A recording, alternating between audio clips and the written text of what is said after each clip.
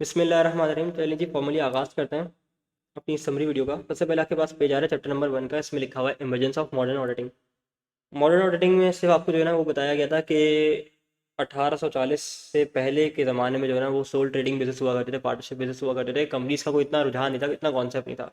फिर ऐसा ऐसा जो है ना वो ग्लोबलाइजेशन हुई, ठीक है ना, और कंपनीज फॉर्म होना शुरू हुई। कंपनीज फॉर्म होने में मसला ये आया कि भाई कंपनीज को चलाएगा कौन, ठीक है ना, क्योंकि जिनके पास पैसा है उनके पास टाइम नहीं है, जिनके पास टाइम उनके पास पैसा नहीं है। ये सारे मसले आते रहे। फिर जॉइंट स्टॉक कंपनी फॉर्म हुई। जॉइंट स्टॉक कंपनी फॉर्म होने के बाद जो है ना वो नीड पड़ी कि यार अब इस बिज़नेस को इन्होंने चला तो दिया है, लेकिन कौन इस बिज़नेस से भरोसा करेगा, कौन इस बिज़नेस में पैसा इन्वेस्ट करेगा। आया कि ये कंपनी जो है ना वो अपने अकाउंट से ही बना रही या नहीं बना रही। यहाँ से जो है ना वो ऑर्डर की इंगेजमेंट का सिलसिला शुरू हुआ था कि यार चलो ऑर्डर को एंगेज किया जाए, ठीक है। फिर इसके बाद यही कि formation of board and separation of management का कॉन्सेप्ट हमने पढ़ा था कि शेयर होल्डर होता है, उसके नीचे बोर्ड ऑफ डायरेक्टर्स होते हैं, उसके पास जो है ना उसके अंदर बहुत सारे डिपार्टमेंट्स काम कर रहे होते हैं। उन डिपार्टमेंट के डिफरेंट मैनेजर्स होते हैं, उन मैनेजर्स के नीचे उनके एम्प्लॉयज़ होते हैं, ठीक है ना। तो ये जो कॉन्सेप्ट था जो आपके पहले पेज पर आ रहा है, ये आपको सिर्फ एक समझाने की हद तक बताया था ताकि आपको एक कंपनी का स्ट्रक्चर समझ आ जाए कि जिस कंपनी का आप ऑडिट करने जाओगे वो कंपनी का स्ट्रक्चर कैसा होता है। एग्जाम सिग्निफिकेंस इसकी कुछ भी नहीं है, ठीक है ना। बस आपको पता होना चाहिए कि यार ऑडिट जो है ना वो कब शुरू हुआ था, और बोर्ड ऑफ डायरेक्टर्स में कौन होता है, मैनेजमेंट में कौन आता है, और किस तरह की हायरार्की जो है ना वो कंपनी की बन रही होती है, ठीक है। तो इसमें जो है ना वो याद करने वाला कुछ भी नहीं है, आपको कुछ भी याद नहीं करना है इसके अंदर, ठीक है ना। आपको बस अगर रीड करा हुआ आपने एक बार तो आपके लिए बहुत है, मोर देन इनफ है, ठीक है ना।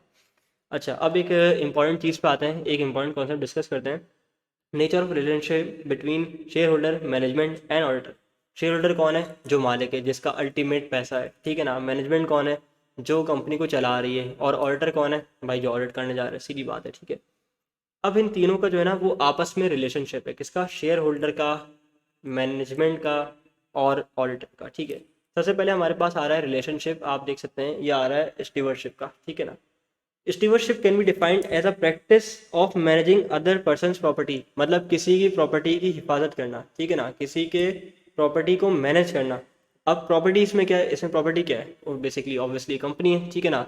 उसको मैनेज कौन कर रहा है? उसको मैनेजमेंट मैनेज कर रही है, ठीक है ना। वो प्रॉपर्टी है किसकी? वो प्रॉपर्टी है अल्टीमेटली शेयर होल्डर्स की। तो वो शेयर होल्डर के बिहाफ पे क्या कर रहे होते हैं? कंपनी का ख्याल रख रहे होते हैं, कंपनी को चला रहे होते हैं।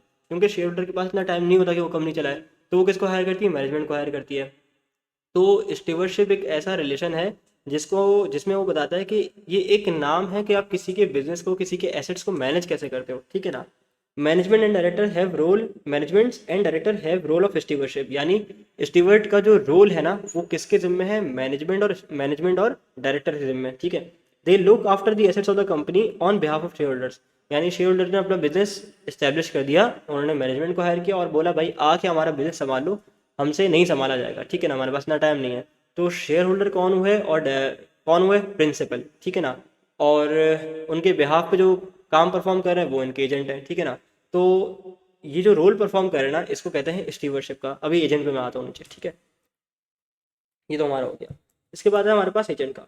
ये कहता है कि भाई an individual employed by principal to provide a particular service, ठीक है ना। आपने कैफ फोर अगर बिजनेस लॉ पढ़ा हुआ है तो पहले इसके अंदर जो है ना वो एक चैप्टर हुआ करता था, आई डोंट नो है या नहीं है, उसमें वो कहता था कि एक कॉन्सेप्ट था एजेंसी का, ठीक है ना। एजेंसी का कॉन्सेप्ट उसमें क्या था कि एक जो है ना वो होता है प्रिंसिपल, एक बंदा होता है एजेंट, ठीक है ना। जैसे मिस्टर ए ने मिस्टर बी को गुड्स बेचने, ठीक है ना। अब मिस्टर ए जो है ना वो बड़ा बिजनेसमैन है।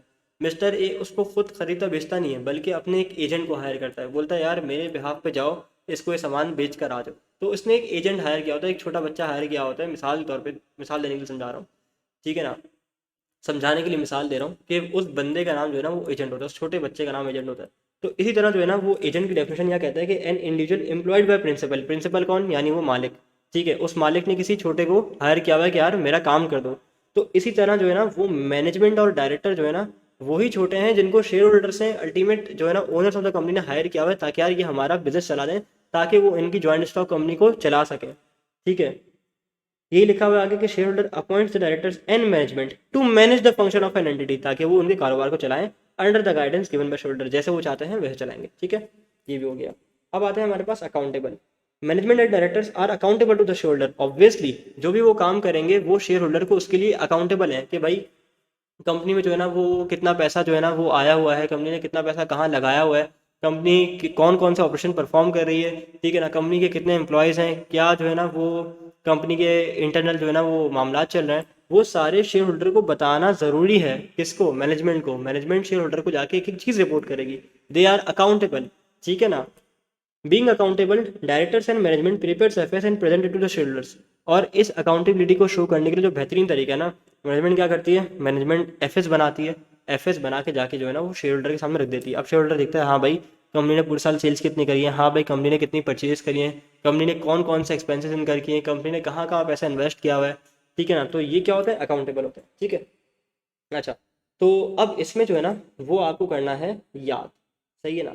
आपने इसको अच्छी तरह से याद करना है, प्रॉपर याद करना है, क्योंकि एग्जाम में अगर उसने पूछ लिया भाई स्टीवर्डशिप बताओ, एजेंट बताओ, आपको 2-2 मार्क्स का पूछ लिया, आपको अगर याद नहीं होगा ना, आपको ये कॉन्सेप्ट्स दिमाग में नहीं होंगे कि भाई किसका मतलब क्या होता है, तो आप फंस जाओगे। ये 2-2 नंबर के पूछ सकता है, ठीक है ना। और चैप्टर 1 जो हमारी बुक का है, इसकी तो खसूसियत ही यही है कि इसमें से 5 मार्क का सवाल हर एक अटेम्प्ट छोड़ के एक अटेम्प्ट में आ ही जाता है, ठीक है ना। अच्छा, अब उसके बाद वही आ रहा है कि भाई need of an independent order.